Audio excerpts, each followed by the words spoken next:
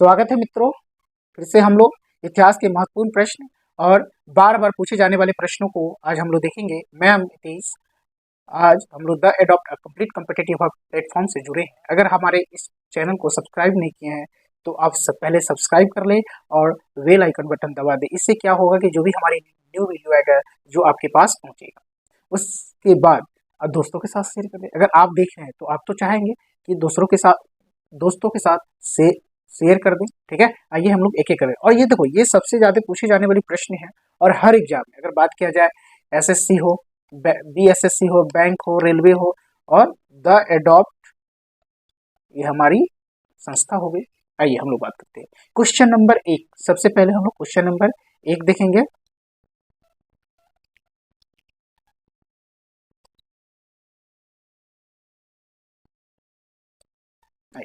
Question number 1 देखेंगे, क्या कह रहा है। सेंधववासी मिठास के लिए किस वस्तु का प्रयोग करते थे? शहद का प्रयोग करते थे।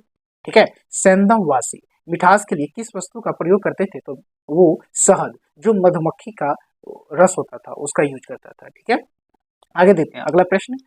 ऋग्वेद में अघन्य शब्द किस पशु के लिए प्रयोग किया गया है? गाय के लिए। ठीक है, अधन्य। आगे आते हैं, क्वेश्चन नंबर 3 देखेंगे। सिकंदर महान ने भारत पर आक्रमण कब किया था? 326 ईसा पूर्व में किया था। चंद्रगुप्त मौर्य के समय इधर चंद्रगुप्त मौर्य था, उधर वो धनानंद भी इधर था। धनानंद के बाद चंद्रगुप्त मौर्य आया। ठीक है, और सिंधु सभ्यता के तहत वो सिंधु नदी के ओर से, ठीक है, सिकंदर महान ने भारत पर आक्रमण कब किया था? 326 ईसा पूर्व में। अगला प्रश्न देखेंगे, प्रश्न नंबर 4 देखेंगे। भारत में सिकंदर का मुख्य युद्ध किसके साथ हुआ था? पोरस के साथ हुआ था। किसके साथ हुआ था? पोरस के साथ हुआ था। ठीक है, अगला प्रश्न देखते हैं, क्वेश्चन नंबर 5 होगा। पाली ग्रंथों में गांव के मुखिया को क्या कहा जाता था? पाली ग्रंथ में गांव के मुखिया को क्या कहा जाता है? तो इसका उत्तर होगा भोजक। क्या कहा जाता था? भोजक। अगला प्रश्न देखेंगे, क्वेश्चन नंबर मेरा 6 होगा। उज्जैन का प्राचीन नाम क्या था? अवंतिका था। उज्जैन का प्राचीन नाम क्या था? अवंतिका था। अवंतिका था। नंद वंश का संस्थापक कौन था? महापदानंद। महापदानंद। प्राचीन भारत में पहला विदेशी आक्रमण किसके द्वारा किया गया है? ईरानियों द्वारा किया गया था। अगला कुछ प्रश्न देखेंगे। मगध का कौन सा शासक सिकंदर समकालीन था? धनानंद था।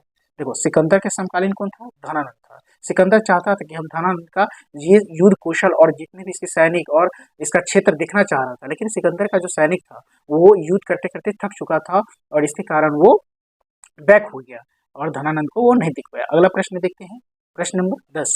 नंद वंश का अंतिम सम्राट कौन था? तो धनानंद। अगला प्रश्न देखेंगे हम लोग। अगला प्रश्न क्या कह रहा है। बिंदुसार ने विद्रोहियों को कुचलने के लिए अशोक को कहाँ भेजा था? तक्षशिला भेजा था। और तक्षशिला किस साइड में है? तो देखो, तक्षशिला अभी पाकिस्तान में है। यहाँ जो हमारी कश्मीर है, ये क्या हो गया, यहाँ पे मान लो ये कश्मीर है, ये क्या है कश्मीर, और यहाँ, ठीक है, गंधार, ये यहाँ पे सिंधु नदी बहता है, यहाँ पे तक्षशिला है। ठीक है, तक्षशिला यहाँ पे आपका तक्षशिला विश्वविद्यालय था उस समय। अगला प्रश्न देखते हैं। अगला प्रश्न, ये क्या हो गया? भारत हो गया। ठीक है, और ये आपका क्या हो गया? पाकिस्तान हो गया। ठीक है, तो अभी तक्षशिला कहाँ था? कहाँ है? पाकिस्तान में है। वो कौन सा नदी के किनारे? सिंधु नदी के किनारे। ये कौन सा नदी है? सिंधु नदी। ठीक है, सिंधु नदी के किनारे है। अगला प्रश्न देखेंगे, प्रश्न नंबर 13। कलिंग का युद्ध कब हुआ? 261 ईसा पूर्व में हुआ। इससे पहले 269 ईसा पूर्व में, ठीक है, पूर्व में अशोक ने गद्दी पर बैठा और 261 ईसा पूर्व में अशोक ने कलिंग युद्ध देखा, जिसमें लाखों की संख्या में 1.5 लाखों ने मर गया और 1 लाख मर गया, 1.5 लाख सैनिकों ने घायल हो गया। तो इससे यह संहार देखा नहीं गया अशोक से और वो अपना बाद में संत बन गया। अगला प्रश्न देखेंगे, प्रश्न 14 होगा। प्राचीन भारत का कौन सा शासक था जिसने अपने अंतिम दिनों में जैन धर्म को अपना लिया था? तो चंद्रगुप्त मौर्य ने अपना लिया था। जैन धर्म अपनाने वाले व्यक्ति कौन थे? चंद्रगुप्त मौर्य था। अगला प्रश्न देखिए, क्वेश्चन नंबर 15। मौर्य साम्राज्य में कौन सी मुद्रा प्रचलित था? तो पर्ण। कौन सा मुद्रा प्रचलित था? पर्ण। सबसे ज्यादा पूछे जाने वाले प्रश्न है। ठीक है, अगला प्रश्न देखेंगे। अगला प्रश्न हमारा होगा 16। अशोक का उत्तराधिकारी कौन था? कुणाल। अशोक के बाद कौन सा शासक बना? कुणाल बना। ठीक है, अशोक का उत्तराधिकारी कौन था? कुणाल था।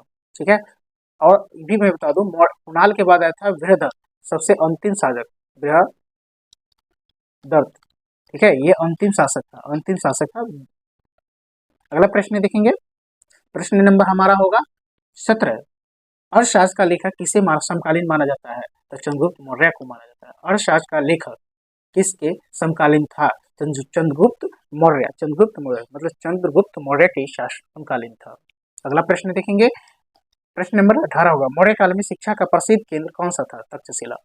शिक्षा, जो अभी हम आपको बताए हैं पिछले वाले प्रश्नों में, तक्षशिला क्या था? उस समय शिक्षा का केंद्र हुआ करता था। अगला प्रश्न देखेंगे 19, मेघस्थानीज की पुस्तक क्या नाम था? एंडिका नाम था। क्या नाम था? एंडिका। और इसमें क्या मिलता है? तो चंद्रगुप्त मौर्य का जो राजनीतिक कार्य था वो सारा इसमें दर्शाया गया। क्षेत्र का जितने भी शासनिक विभाग था ये सारा इसमें आपको पढ़ने को मिलेगा। अगला प्रश्न देखेंगे, प्रश्न नंबर 20, अशोक के शिलालेख में कौन सी भाषा थी? तो प्राकृतिक भाषा थी। अगला प्रश्न देखेंगे, हड़प्पा सभ्यता का पता कब और किसने लगाया? तो 19वीं शताब्दी में अंग्रेजों ने लगाया। किसने लगाया? अंग्रेजों ने लगाया। अगला प्रश्न देखेंगे, क्वेश्चन नंबर 22, हड़प्पा वासियों की सामाजिक व्यवस्था का मुख्य आधार क्या था? परिवार। अगला प्रश्न देखेंगे, हड़प्पा वासियों का समाज कैसा था? तो मातृसत्तात्मक था, मातृसत्तात्मक था। ठीक है। अगला प्रश्न देखेंगे, प्रश्न नंबर 24, आग से पकी हुई मीट का हड़प्पा वासी क्या कहते थे? टेराकोटा। टेराकोटा। आग से पकी हुई मिट्टी को हड़प्पावासी क्या कहते थे? टेराकोटा। क्या कहता था? टेराकोटा। टेराकोटा। अगला प्रश्न देखेंगे, प्रश्न नंबर 25, बिल्ली का पीछा करते हुए कुत्ते के पंजों के निशान कहाँ मिला? सिंधुकालीन स्थल चौहंद्रो से। मोस्ट इंपोर्टेंट प्रश्न है।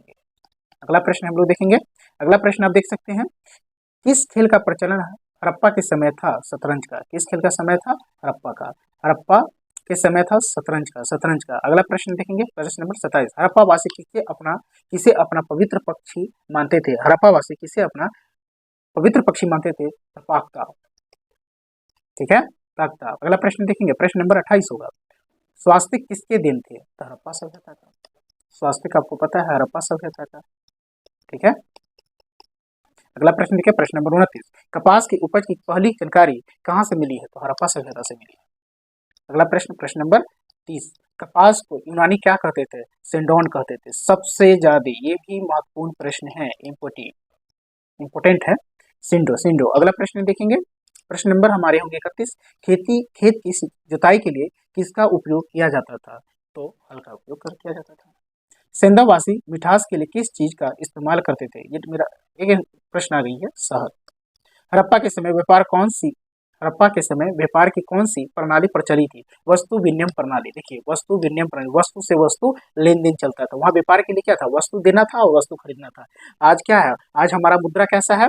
तो आज हम लोग कागजी मुद्रा का यूज करते हैं, उससे भी आगे आ गए हैं डिजिटल मुद्रा। अब देखो, फोन पे, गूगल पे क्या है? डिजिटल मुद्रा। अगर बात किया जाए आज के समय में, 21वीं शताब्दी में हम लोग जी रहे हैं, 21वीं 2000 अभी क्या चल रहा है?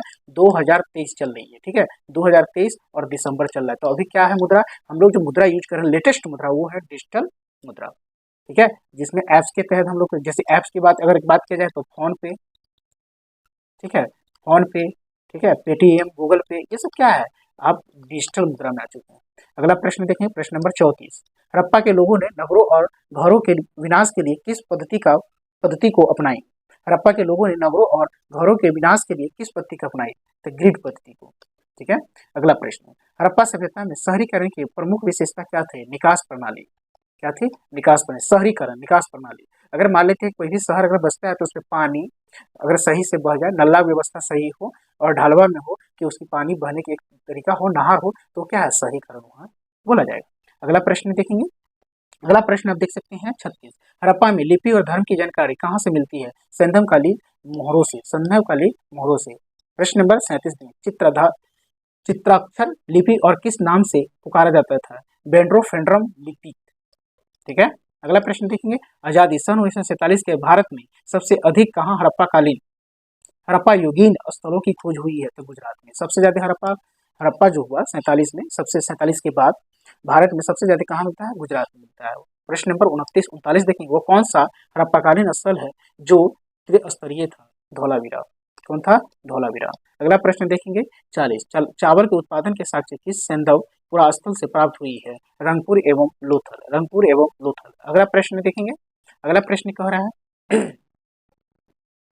चलिए, अभी तक ले हम लोग देखे हैं ये हमारा सीरीज कितना है, सीरीज नंबर 7 होगा, ठीक है। इससे पहले हम लोग ने 1 2 3 4 5 और 6 अगर नहीं देखे हैं तो आप डालें द एडॉप्ट जीएस इतिहास, ठीक है, वो आपको उसमें आ जाएगा और आप 1 2 3 4 5 6 बार बार देखें। अब मैं बता दूं आपको, मैं 90% गारंटी लेता हूं कि आपको अगर इतिहास में अच्छा नंबर उठाना होगा तो इस सीरीज को बार बार देखें, ठीक है। और इससे क्या होगा कि आपके नंबर अच्छा होगा। आज के लिए इतना ही। थैंक यू मेरे दोस्त, फिर से मिलते हैं नेक्स्ट वीडियो में। Okay bye.